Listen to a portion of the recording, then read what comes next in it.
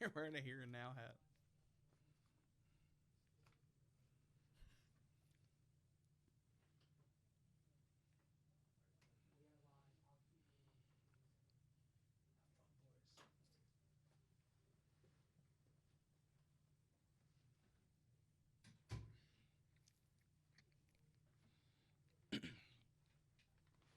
And Stuckless. Today we have the best stories and interviews from the first-year student journalists. In today's show, we have how vaping affects the health of teens in our province, the shortage of family doctors in Deer Lake, an interview with Scott Tessier, the CEO of the Newfoundland Labrador Offshore Petroleum Board, and more. Teen vaping in Canada is on the rise. This brings a lot of health concerns within the younger generations. Kickers Kyle Curtis has the story.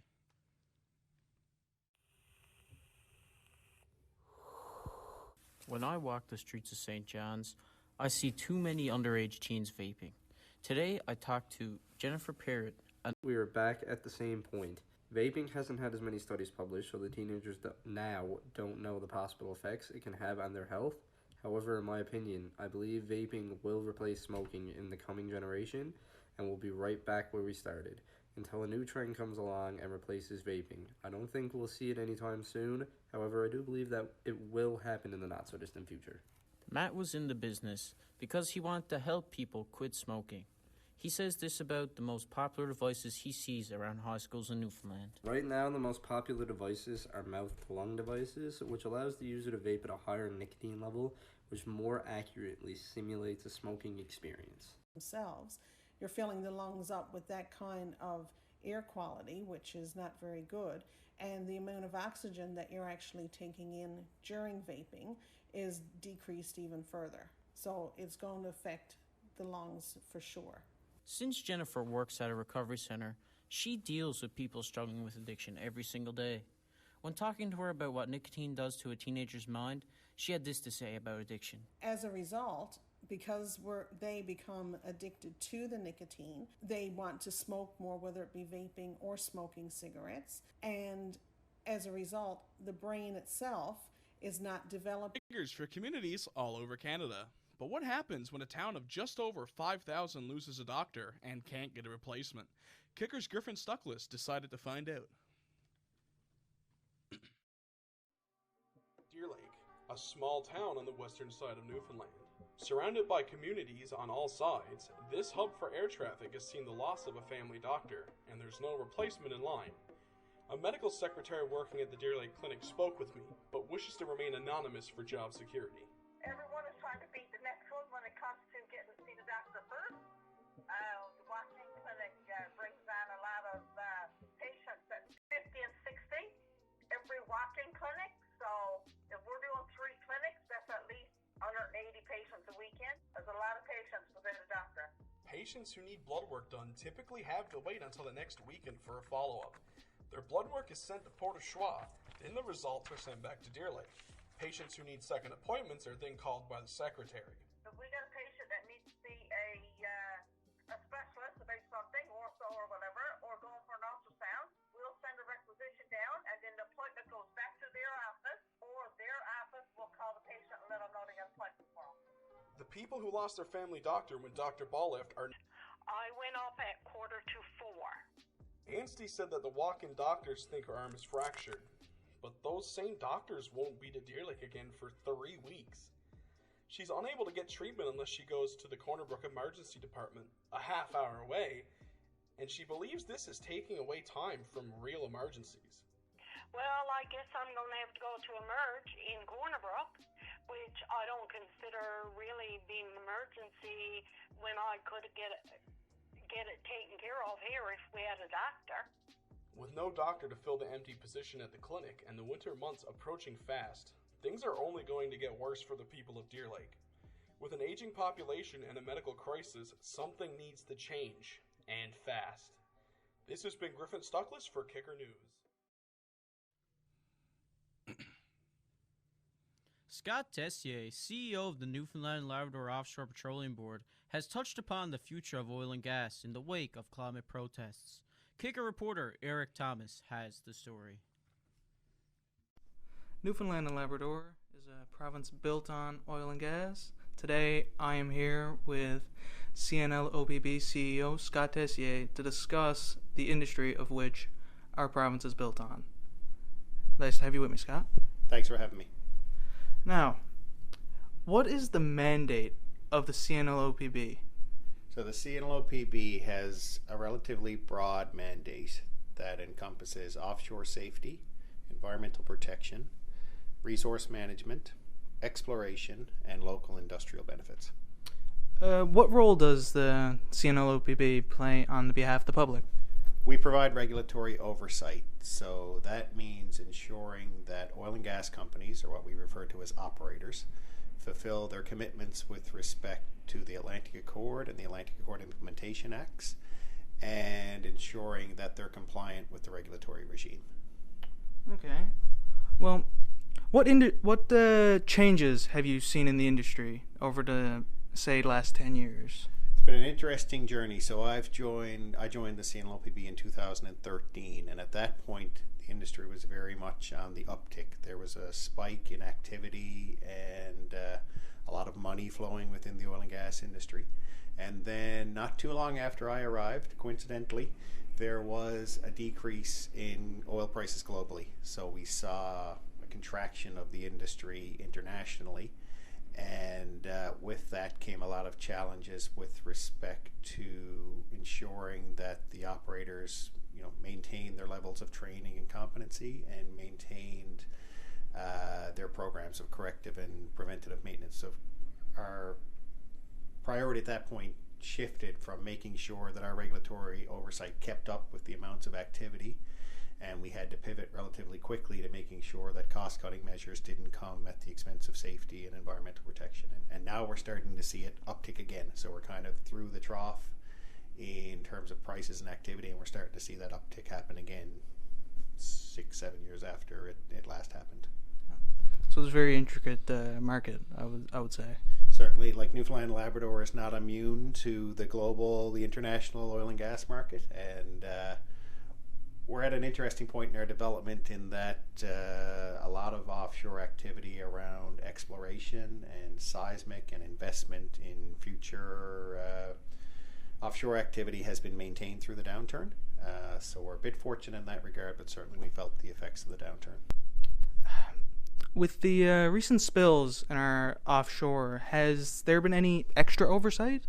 Yeah, and very much so. So we're obviously very concerned with the industry's performance. We've had 5 significant incidents, 4 spills, and a major injury since April of 2018. So we've got a very concerted effort working with the operators and working with governments to ensure that the lessons learned are being taken on board by everybody, not just those having the incidents.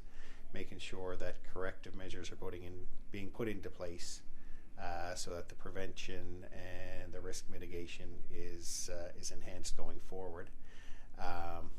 We're having a fairly significant event in December, a spill prevention and response forum, wherein those operators will come in and talk about the lessons learned and the measures taken following those incidents, with a focus and an emphasis on making sure that prevention is enhanced going forward.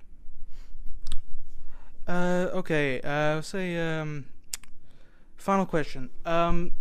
With all the experience you've had with the CNLOPB in the past few years, and what has been going on recently, where do you see the oil and gas industry in our province, say, 20 years from now? Really interesting question. So there is undoubtedly a global transition and a national transition towards less carbon-intensive forms of energy. It's a legitimate question as to what the likelihood of an oil and gas industry is in 30, 50, 70 years. I'm personally of the view that the traditional oil and gas sector has 30 to 50 years left in its lifespan. And I think you'll see the transition sort of ramp up as the oil and gas production and development ramps down over that time period.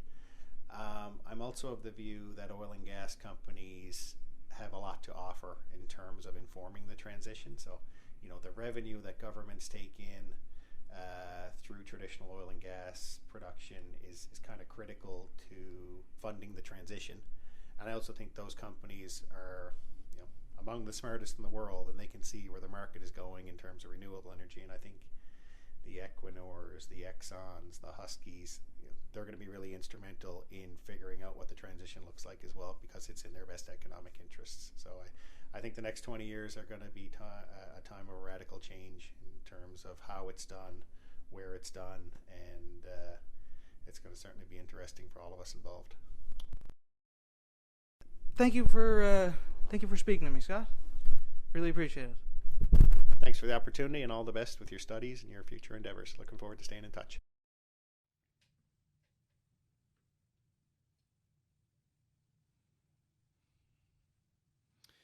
Fan of the game of golf? You now can play whatever the weather. A new indoor golf simulator is opening up in St. John's on Stavanger Drive. Matt Haggerty has the story.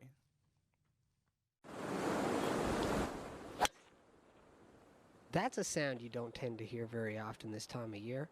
Between the snow and the rain, golfing to September is considered a privilege. But that's all about to change with St. John's newest golf simulator opening up in the coming weeks. T-Box Indoor Golf is located on Stavanger Drive. It is looking to fill the need of golfers during the long winter months. They will have multiple hitting bays and refreshments available for sale. T-Box will be having driving ranges and full courses, even mini games such as golf darts and golf pong.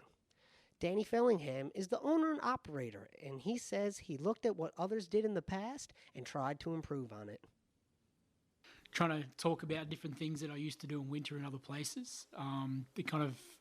One of the major things we used to do was the golf simulators. This was in Edmonton.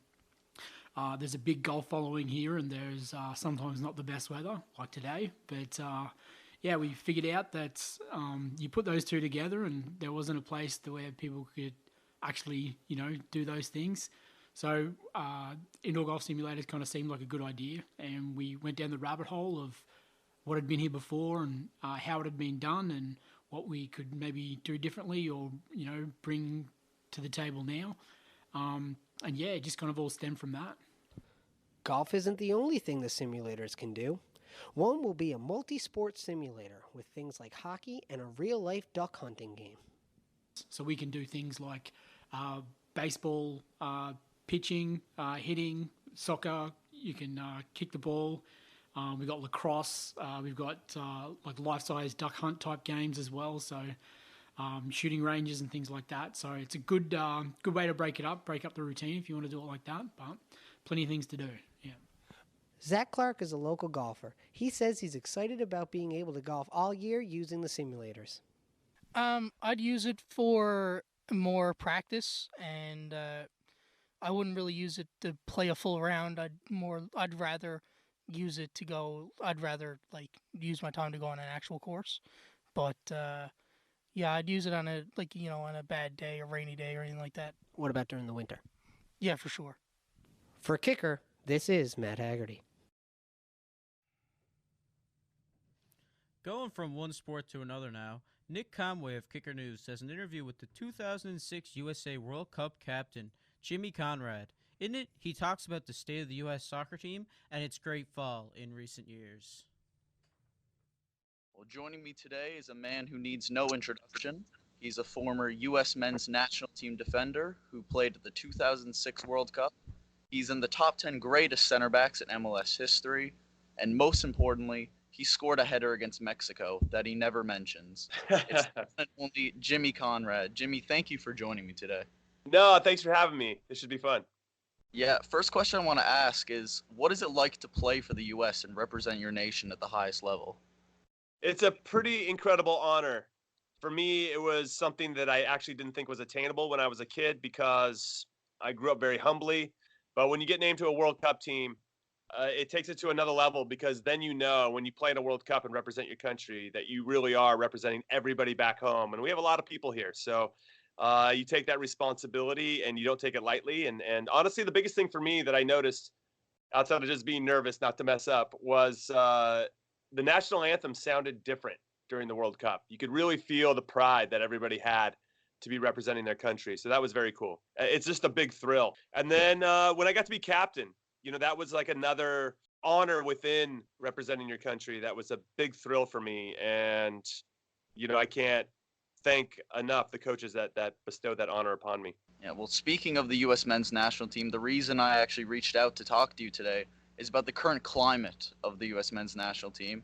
After the 2-0 loss to Canada this past week, how do you feel about the U.S. going forward? You know, I'm always hopeful. I just feel like most of my frustration stems from the fact that we got eliminated from the World Cup in qualifying. We got fifth in our region, in a region that many consider to be quite laughable, quite easy to get through. Or we're going to have to focus and shine a light on things that aren't working so well for us, which is player development, coaching development, scouting development, referee development. Like, all of those things play a part in making the game better here. And I don't feel like we've done that. And our national team is somewhat of a reflection of what's happening with the current administration and the coaching staff and whatever it may be. And it's frustrating. And every country can come on and probably come on your show and talk about the issues that they had. But you can look at countries that had these like come to Jesus moments, as we say. Belgium, took a hard look at what they were doing and they revamped. Germany got knocked out of, I think, the 2000 Euros and said, hey, we got to do something here. Let's get the Bundesliga clubs involved. Let's get everybody on the same page working together. And they've revamped and they ended up becoming World Cup winners 14 years later. Honestly, Nick, it's more about money than it is about player development. You mentioned that the youth are coming up, taking over in lots of other countries. You see the revamp, you said Belgium, Germany, England. A lot of critics have come out to say that the players today aren't like the players of old. Well, what would you have to say to that? Well, I'd like to think, and this is what I want the next generation of players, this current generation of players, to be 10 times better than I ever was. Like, I want that. And I'll say this, in fairness to them, I think they're trying to adhere to a certain style. And when that isn't working, which gets back to my plan A, it doesn't seem like they have a plan B that everybody's on the same page about. And that's frustrating. At some point, you'd like one of the guys on the team to be like, yo, we just got to solve this problem. The coach can only do so much from the sideline. We need to solve these problems. This isn't on to try plan B or plan C. It should come from the coach, but if it's not going to, you still have to be able to solve problems in real time. And I just don't know if I'm seeing the leadership out there that can adjust accordingly. That's where I think there might be a little bit of an issue, is the communication, not necessarily from coach to player, but from player back to coach. It also doesn't help when the entire U.S. system is just in disarray right now. It doesn't matter what coach can come in. You can bring Zidane in and you would still see some of those problems. Well, Zidane can't even win with Real Madrid. And look at those guys on his team, you know what I mean? I mean, the current team, right? He's still struggling at the beginning of the season. But, yeah, there's no guarantees. So, yeah, there is a big systemic thing at play here. I think we're running into another issue. But for me, one of my main issues and concerns with U.S. soccer and MLS, we're all kind of attached to each other here, is there somebody in place for either organization that says, hey, in 10 or 15 years, this is what we want the soccer to look like? So, yeah, you can make an argument one way or the other, and I'm sure Don Garber and Carlos Cadero, the president of U.S. Soccer, could come on here and argue otherwise, and it would be a great conversation. But I still feel like the scales are tipped too far to making money first and development second, and until that gets righted, we're just going to still stay in this out of purgatory, as I like to say. Yeah. Well, speaking of the MLS, a lot of criticism has been put on the players who come from the MLS as opposed to those who play overseas. How do you feel about this criticism? Yeah, that's unfair. I think it's unfair. I did a video on this on my YouTube channel. I said it was bullshit, frankly. I lived it. I'm living proof that that's bullshit. I played in the 2006 World Cup. I only had MLS experience. Same with Clint Dempsey. And even though we didn't get through our group, we came back as the 2 highest rated players from the tournament out of everybody. So for me, that proved that you're either ready when the whistle blows or you're not. It doesn't matter where you played or where you're going to play in the future. When the whistle blows, you either show up for those 90 minutes or you don't. And I saw firsthand guys who I love and admire and think they're terrific players, but just weren't ready to play in those 90 minutes, and we suffered because of it. So, yeah, I can see where people come from with that, but again, it's just lazy. It's people that already hate MLS and are just looking for another reason to trash the league. Well, thank you, Jimmy, for coming on today. That's all the time that we have. Hopefully the U.S. men's national team improves sooner rather than later. And it's been great talking to you. Yeah, thanks for having me.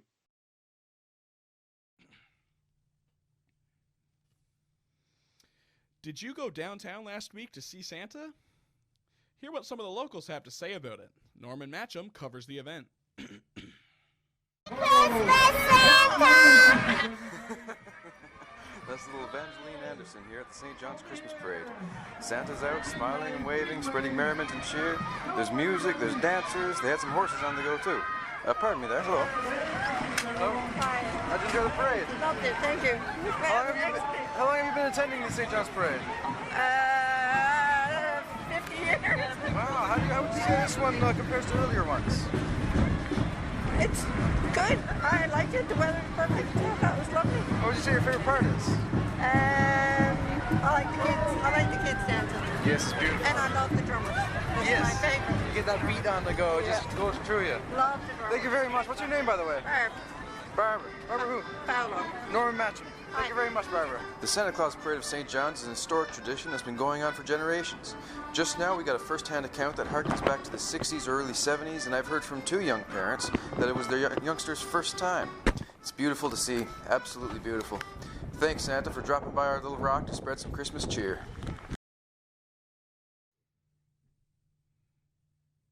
Something else that takes place in downtown St. John's, not just in November, but all year round, is the restaurant scene that is praised all over Canada and across its borders. Most of these restaurants on Water Street and Duckworth Street have interesting names and even more interesting stories. Henrika Wilhelm is looking into one of them. With so many different options available to us at all times today, we've become used to having the best of 2 worlds. After all, that's how cronuts and labradoodles became a thing, right? The best of 2 worlds is also the concept behind a restaurant in downtown St. John's that opened its doors in 2016. Cedo Kitchen and Bar emphasizes their Asian Newfoundland concept, from ingredients on the menu I won't even try to pronounce, to a pig, this year's Chinese zodiac animal, painted on the wall. Cedo is the brainchild of Kenny Pittman, and what barely anyone knows, named after his grandfather who came to Newfoundland from China as an immigrant. Chef Pittman sat down with me to talk about the influence of his heritage on his cooking. Have a listen. Your restaurant is called Cedo, after your granddad, William Cedo Ping. Why did you decide to name it after him? I haven't kicked around the idea of opening our own restaurant for some years. That's one name that always stuck in my head. Everyone on my mother's side of the family, which is my grandfather, has Cedo as middle name. So he passed away when I was 19, and, he always loved to cook, and it's something I grew to love. And, just thought it was a great homage to him. Your granddad had a restaurant himself. What was the favorite dish he made? I'm not sure. I wasn't around back then, but I've seen some menus, and I was like, a lot of Western style steak and fries, fish, stuff like that, with a couple of, American Chinese dishes thrown in there, chop suey and stuff like that. But one thing at home, he always cooked traditional Chinese food. So, growing up, my experience as a Newfoundland kid were a lot different than the average boiled jigs dinner. I was influenced by a lot of Asian cuisine and flavors that, kids in that day and age didn't get to taste. He immigrated in 1931. So at the time, Canada had a head tax in effect that required every Chinese to pay a certain sum to immigrate. Despite this discrimination, your grandfather decided to come to Newfoundland. So why did he make this decision? Well, the story goes, he came here, his mother sent him here so his uncle could go back to China. So he had to leave his family behind in China and came here. And then when he arrived here in Newfoundland, his uncle couldn't leave because he had too much gambling debt and no money to return to China. So yeah, it's actually his mother wanted to come here to let other family return. And you said that your grandfather fought to get the head tax back his entire life? Yeah, later in his life, that was one of his biggest fights with the government and politicians and stuff like that, was to get reparations for the Chinese community for families that did have to pay the head tax, which some families did end up getting. So what was his life as an immigrant like here? I believe he always said when he first started, he worked at a laundromat, his uncle's laundromat. He used to wash the clothes with his tears because he missed his homeland so much, right? And that's, something that always stuck with me, that, how hard it must have been back then, that, you're never going to get to see the people that you know again in your life. And he was only back to China once in 91 since the time he came here. I can only imagine what it was like to endure that mentally. Did he feel well integrated and welcomed? I think over time, as he became, more and more into the business community and involved with the church on Gower Street and stuff like that, he did become a prominent member of the Chinese Association in Newfoundland. And he was one of the founders of the Chinese Association of Newfoundland and Labrador. So back then there was a large population of Chinese immigrants, of course, and they did end up assimilating into the culture here. You have this photo here of your granddad cooking.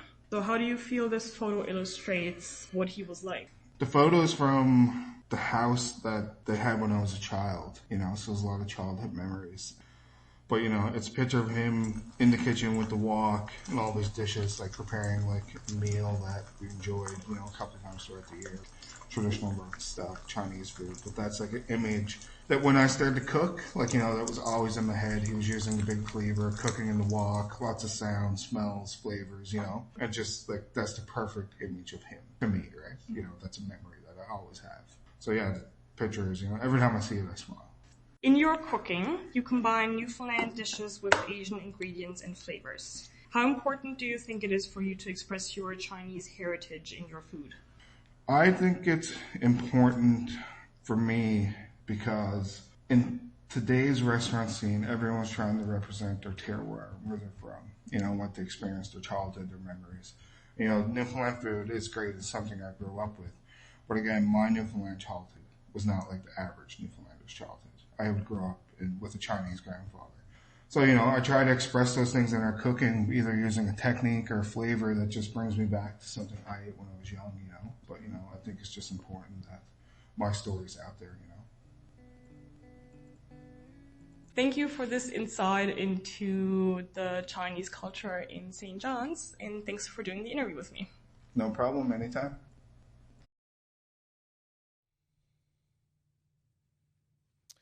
Trips to the museum can be boring, but the curators at the rooms are trying to appeal to more than just armchair historians. Mark Quilty for Kicker News has the story. So right here we have some of the original photographs by James Bay of Marconi. So we see him here in the operations room at the Old Fever Hospital. That was his base of operations. And we see his assistants. When we think of museums, we usually think about stacks of dense books and dusty artifacts sealed behind glass cases. But the curators at the rooms have been trying to change all that. Each year for Archives Week, the historians here pull out some of the most interesting hidden gems in the room's vault and put them on display. I really liked the fact that there are old maps there, right going in the door. The biggest map must be very old. And so that's in itself, interesting. And then the births of Newfoundland and just things you don't think of normally in the run of a day in our history. So this is a case of Rockwell Kent, who was quite an eccentric artist that was in Brigus during 1914 when the war started, World War I. The curators say they want to make the rooms more accessible to the public. I think maybe sometimes archives are thought of as kind of a dry, boring sort of place, but really there's a lot of really interesting documents in our holdings. And our things range from, there are government records, there are photographs and maps, and I think that allowing the public to come in, not with an agenda as to what they might want to look at, but just sort of browsing, wow, I didn't know this kind of stuff was going to be here. So it's just to sort of let people know what we do and what we're all about. I just think they are phenomenal, honestly, because when you think of every single little detail that has to be placed in exact places and all, everything that goes into it, I can't even imagine. Some other features for the Archives Week included behind-the-scenes tours of the museum's vault and an area for children to look at maps, solve puzzles, and put together their own family tree. For Kicker, this has been Mark Quilty in St. John's, Newfoundland.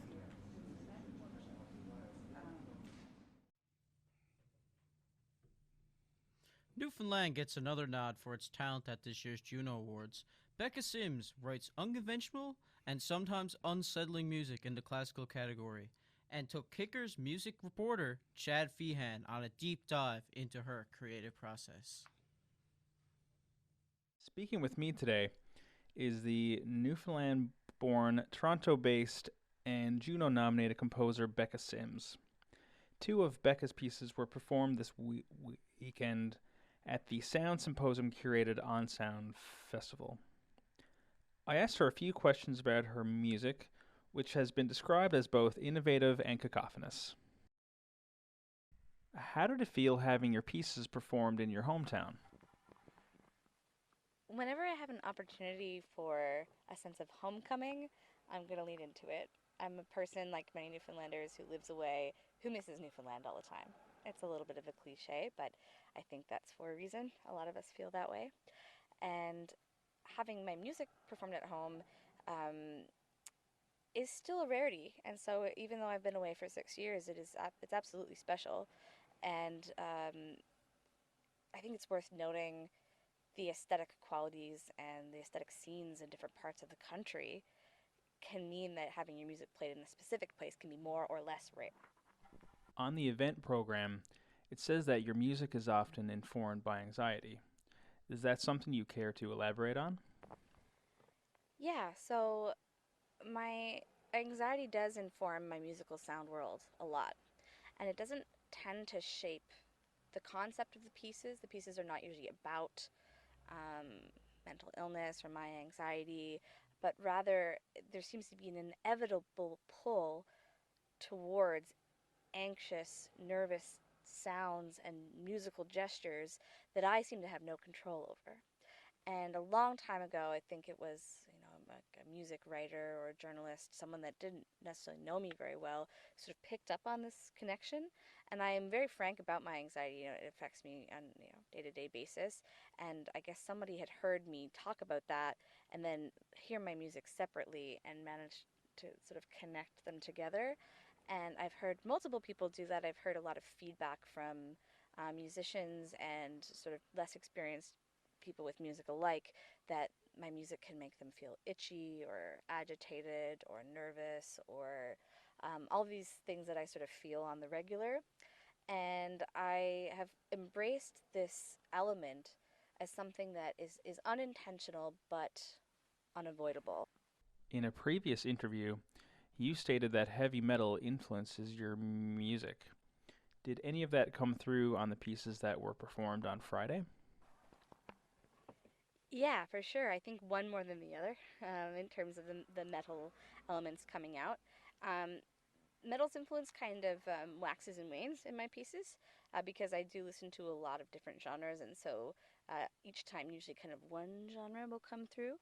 But one thing about metal that I really appreciate that I think metal and classical music really have in common is a sense of virtuosity, especially the type of a lot of the metal that I liked were kind of at two extremes. I had I would like really sloppy kind of heavy grindcore stuff, and I also liked really technically proficient genres like tech death metal and power metal, where like the guitarists, the drummers are just at the top of their game, from any genre. They're the best of the best. And I think listening to metal made me really appreciate that and really like push for this level of excellence and a challenging nature in the pieces. Does writing a piece here at home differ from writing a piece in Toronto? That's a good question. And I feel like I don't have enough of a sample size of pieces that were written at home in Newfoundland. When I was writing music here, I would say that I was very green in terms of the music that I was aware of, where my place was in the musical world. I would call a lot of it quite amateur, very earnest. It's not horrible or anything, but I was a student, and like there are some ideas in there. I actually, my music was very folky when I lived here as an undergraduate. I continue to like folk music, but I think it was maybe a little bit more in my ear living in Newfoundland. Writing in Toronto, I'm often influenced by the music that I hear around me. So my peers in Toronto have influenced me. And there are just a lot more peers to be had writing contemporary classical music in Toronto than there are in St. John's. This is a couple of your classmates, basically, or, your teachers, Andrew Staniland, Clark Ross. And a lot of my music, even in Toronto, has sounded varied from piece to piece. Okay, that will be all. Thank you. Thank you. It was wonderful to speak to you.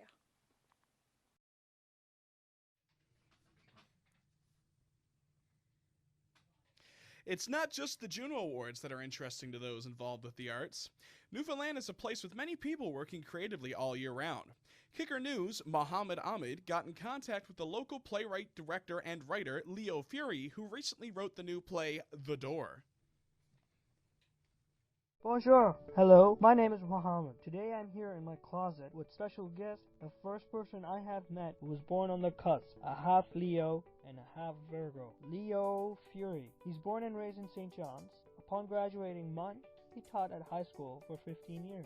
He then went on to teaching at MUN for another 10 years. He ran a film corporation for 9 years. He then co-founded a theater company, Broken Earth Productions, which donates its earnings to programs such as Doctors Without Borders. Also on the side, he published a couple novels and short stories. Join me today as I will get inside his head and learn the secrets on how he became the person he is today. So, what got you interested into writing, directing? Well, high school, I guess. You know, I went to the Jesuit High School, Gonzaga, and I saw Andy Jones and Greg Malone form Banquo and Macbeth in that order, in the Shakespearean production of Macbeth. And the Jesuits are very big on public speaking, debating, and theater, drama. And when I saw that play, I was blown away. The next day I went out and auditioned for a part, and I got a part as Antonio on 12th Night. The year after that, I got Cash in Julius Caesar. And the year after that, I got Iago in Othello. And then I went off to university, and I was in plays there. You know, when I taught high school, I directed a play every year, Shakespeare, sometimes Huck Finn or whatever.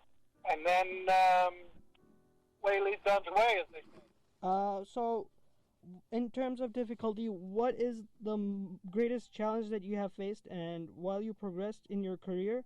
Yeah, well, the greatest challenge I find in my career is, it's always a question of self-confidence. And you realize that, okay, so one of the things about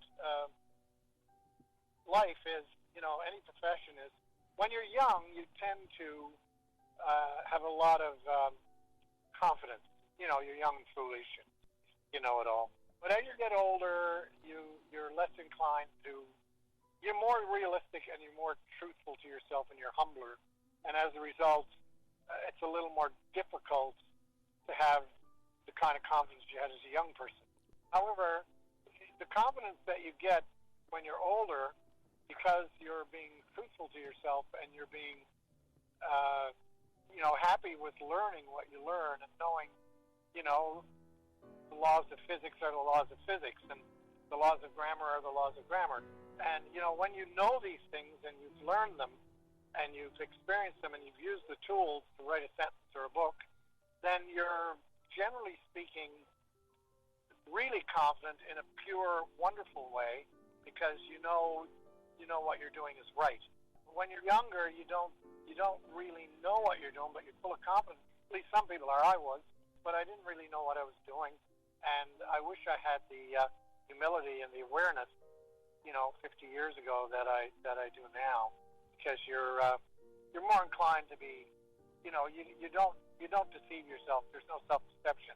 You know the sentence is not good, or the character isn't working, or the story doesn't work, or the play needs another actor. So, who is or was an idol of inspiration to you? Well, there were many. I was, very, very blessed as a child to have had very good teachers. And when I went to university, I ran into a priest who was a poet and a writer and a scholar. And once I saw his library, I was just thunderstruck. I got to start reading this book. And I dedicated my first book to him, R.J. McSween, and I owe an awful lot to him. And he was a very, very strong influence to me in terms of, he got me reading, he passed me books, he encouraged me to read, and I really hadn't, second year university, really hadn't read very much. After meeting him and talking to him and taking some of his classes, I never became an instant reader, but I knew in my heart and my soul and my spirit there was something special going on, and I knew it might take. I didn't know it would take as much time, but eventually, even when I was teaching, I started reading more and writing more and directing plays. And over time, I now I can say, almost 70 years of age, I think I'm waking up a little bit to the power and the energy and beauty of that book. So can you tell me of something extraordinary that happened to you, or that you experienced? Well, I almost drowned once. So that kind of shook me up. But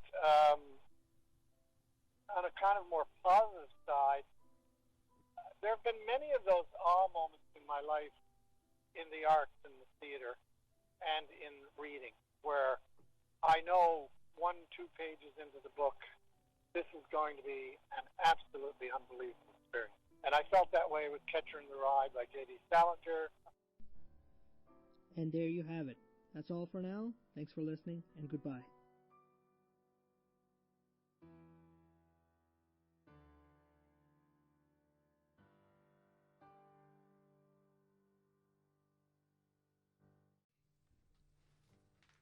The musical No Change in the Weather just finished dazzling audiences across Canada with its Newfoundland charm. Kicker reporter Patrick Newhook covers the story and speaks to the band's accordion player, Tamsyn Russell. Have you ever wondered what it would be like to travel across the country as a musician? Today, you'll find out. Hello, my name is Patrick Newhook, and I am here recording in the City of Wonders, St. John's, Newfoundland. Today, I'm in the studio with 19-year-old musician Tamsyn Russell. Now, Tamsyn has recently gotten home from touring across Canada, playing in the show No Change in the Weather. How are you, Tamsyn? I'm doing good, Patrick. How are you? I'm doing great. So, Tamsyn, tell me, what inspired you to pursue your love of music? Well, ever since I was a kid, I've always been encouraged to play music. My father, Kelly Russell, has been a musician all his life. So growing up in my house, we were always surrounded by music. I kind of had to learn an instrument, not that that was a bad thing, but it just came with being a part of my family. So growing up, I really couldn't see my life without it.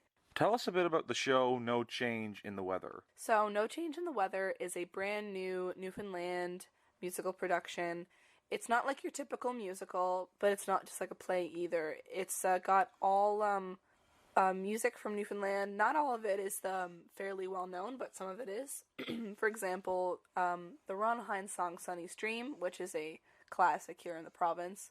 But it's also got some fresh music that is little known or not really well known at all. Some of it's kind of well known. And the musical itself follows the storyline of a family that are having a wake, and the mother who has passed away has 2 sons, one who left Newfoundland to go work for the government, or really left his small town to go work for the government under Joey Smallwood, who then in turn helped with the Churchill Falls deal leading to the economic demise of the province, while the other son was left to manage the trawlers home in the fictional town of God's Back Pocket. So as the story unfolds, they kind of come to understand the actual happenings of the Churchill Falls deal, how it affected the province, and how we can move forward from there and what we can do as a province to kind of better ourselves. So how did you get involved with this, and what part did you play in the show? So I am in the band. There is a 6-piece band in the show compiled with a drummer, a bassist, guitarist, a keyboard, fiddle, and accordion, and I'm the accordion player. I got involved because I'm always active on the music scene. I'm known, I guess, I'm a familiar face in the musical community and the arts community here in St. John's. And my family and myself are familiar with and friends with the producer, which is Bob Hallett, who is a member of Great Big Sea and the owner of Aaron's Pub, and he's got several other projects under his belt. And when this started up, he contacted my father and I. My father was also involved in this musical as well. He was the fiddle player. So he contacted us both. He knew that we both played together and were familiar with performing together, and contacted us about if we were interested in being involved. You were the youngest person involved in the production. What was it like to play along such professionals? Well, it was really a really exciting experience because it was one of my first opportunities that was a big kind of deal. Like, I never played with a show this large of a scale before. I've done some bigger things, but nothing of this size, really. And that's in terms of, like, budget, that's in terms of a large crew. Like, there's probably 40 of us working on it all together. And getting to play with people like Paul Kinsman, who is an amazing, he's an amazing piano player, and people like Josh Ward, the bassist of Hey Rosetta, and, like, singers and actresses and actors such as Kellyanne Evans and people like that were just really amazing. And everyone was super amazing to work with. And it was really fun getting to be able to play alongside them and work with them and learn from them as well. So it was a truly awesome and enlightening experience. I think it was really beneficial for my career, definitely. So the show is based very heavily in Newfoundland culture and history.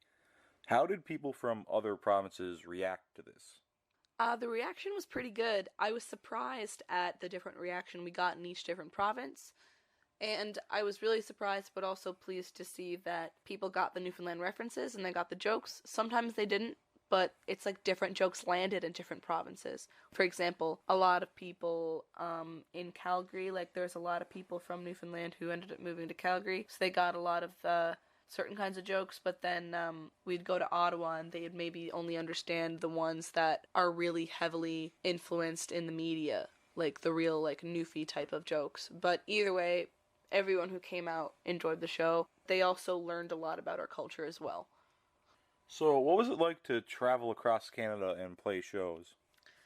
So the traveling and the show part mixed together is a bit hard sometimes. Tour life can be rough, but overall, it was a really awesome experience. I got to travel, I got to see new places and meet all kinds of new people and see other parts of this awesome country, which was magnificent.